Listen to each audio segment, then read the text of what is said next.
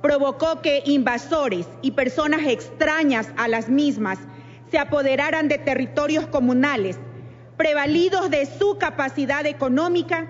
y en complicidad con autoridades de turno, que fueron incapaces de garantizar la protección de las tierras que desde tiempos ancestrales pertenecían a las comunas. La productividad potencial de las tierras rurales y comunales en la provincia de Santa Elena fue desaprovechada, por decirlo menos, por anteriores gobiernos. Nosotros en Santa Elena nos llamamos el granero de América, con la posibilidad de que algún día nos convirtiéramos realmente en tal. En el país, los únicos beneficiados con los acaparamientos de tierras fueron las oligarquías locales y las transnacionales. Las tierras comunales en la costa y principalmente en Santa Elena están en posesión de familias y parientes. Algunas comunas están dirigidas por mujeres, quienes son también cabeza de familia. Nosotros en Santa Elena tenemos una simbología de la cual la Venus de Valdivia nos da idea del origen de matriarcado que nosotros poseíamos en Santa Elena y que en algún momento de la historia perdimos. Las comunas se articulan de manera cooperativa y comunitaria como actores que desarrollan el potencial productivo del país. Por otro lado, la recuperación del sector agrícola ecuatoriano debe desarrollarse a través de la revolución agraria, de la cual sus beneficiarios, en consonancia con el Plan Nacional del Buen Vivir, serían principalmente los otrora marginados pueblos ancestrales, desarrollando estos modelos cooperativos para la explotación racional de la tierra. Los sectores rurales y ancestrales debieran continuar recibiendo el apoyo económico a través de la implementación de proyectos que beneficien la productividad de sus tierras agrarias, alcanzando ese conjunto organizado, sostenible, sustentable y dinámico de los sistemas económicos, políticos, socioculturales y ambientales,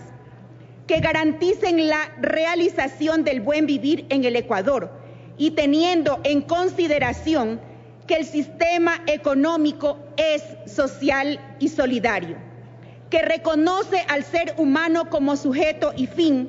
y que propende a una relación dinámica y equilibrada entre sociedad, Estado y mercado. Tiene que estar en armonía con la naturaleza y además que tiene por objetivo garantizar la producción y reproducción de las condiciones materiales e inmateriales que posibiliten el summa causal. Los comuneros por décadas han venido luchando constantemente por la defensa de sus territorios ancestrales. Ante la presencia de invasores que pretenden apoderarse de las tierras comunales, más aún cuando ahora existen programas de gobierno de provisión de agua y también de apoyo a la agricultura. Esto es lo que ha hecho que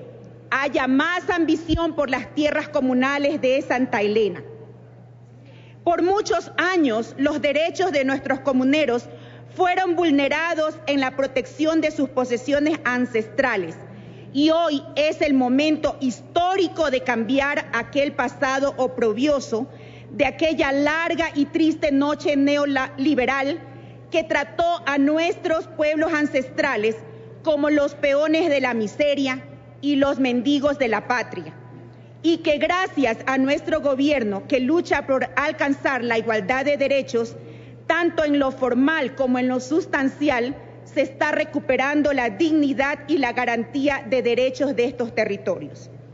Los pueblos rurales y ancestrales deberían contar con territorios para emprender actividades agrícolas, pecuarias, acuícolas, silvícolas, forestales, ecoturísticas, artesanales y de conservación,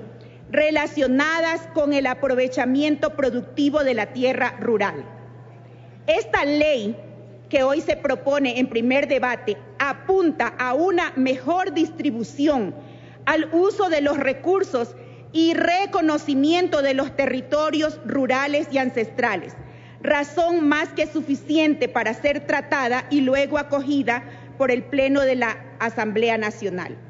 Las comunidades y pueblos ancestrales de nuestro país desde hace mucho tiempo atrás fueron perjudicados en sus territorios inalienables a través de prácticas desleales como la celebración de escrituras públicas de transferencia de dominio sobre sus territorios e inscripciones fraudulentas en los registros de la propiedad del país, con plena inobservancia a lo que establece el artículo 57, numeral 4 de la Constitución de la República del Ecuador. Esto ante la falta de mecanismos eficaces de control, razón por lo cual propongo lo siguiente: que se agregue un texto que diga lo siguiente: prohibición a notarios y registradores de la propiedad. Ningún notario o notaria podrá celebrar escritura pública por transferencia de dominio sobre territorios de comunas, comunidades, pueblos y nacionalidades indígenas. Si llegare a otorgar escritura pública, tal instrumento adolecerá de nulidad a costa de los que hubieren intervenido en su otorgamiento, inclusive el notario y el registrador de la propiedad, de llegar a inscribirse la escritura. Las o el registrador de la propiedad, previo a la inscripción de una escritura pública de transferencia de dominio, verificará que no se trate de territorios de comunas, comunidades, pueblos y nacionalidades indígenas. En caso de observarse que la transferencia de dominio se hubiera celebrado con expresa inobservancia al inciso primero de este artículo, el registrador de la propiedad se abstendrá de realizar la inscripción y remitirá dicho trámite al Consejo de la Judicatura de la jurisdicción en la cual se celebró el instrumento público, para que de oficio se inicie el sumario disciplinario, lo cual será motivo de destitución sin perjuicio de las responsabilidades civiles y penales correspondientes. A fin de establecer, además, de manera clara y precisa los derechos colectivos de las comunas, comunidades, pueblos y nacionalidades en cuanto a la garantía de sus territorios, sugiero lo siguiente: en el literal A del artículo 72, agréguese a continuación de tierras comunitarias, agréguese la frase que serán inalienables, inembargables e indivisibles, debiendo quedar el texto de la siguiente forma: A. Conservar la propiedad imprescriptible de sus tierras comunales, que serán inalienables, inembargables e indivisibles. Los territorios ancestrales de las comunas, comunidades, pueblos y nacionalidades de la provincia de Santa Elena y del país durante muchos años han quedado desprotegidos en la tutela de sus derechos debido a la falta de recursos económicos que les permitan contar con el patrocinio de un defensor privado, razón por la cual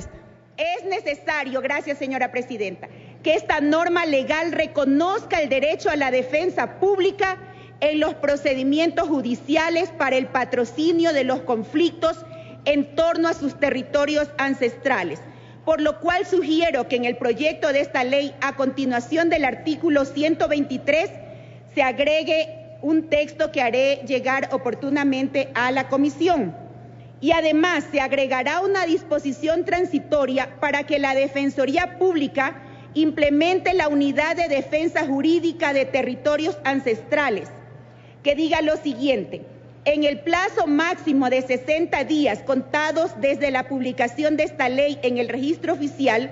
la Defensoría Pública implementará la Unidad de Defensa Jurídica de Territorios Ancestrales con el fin de garantizar el pleno e igual acceso a la justicia de las comunas.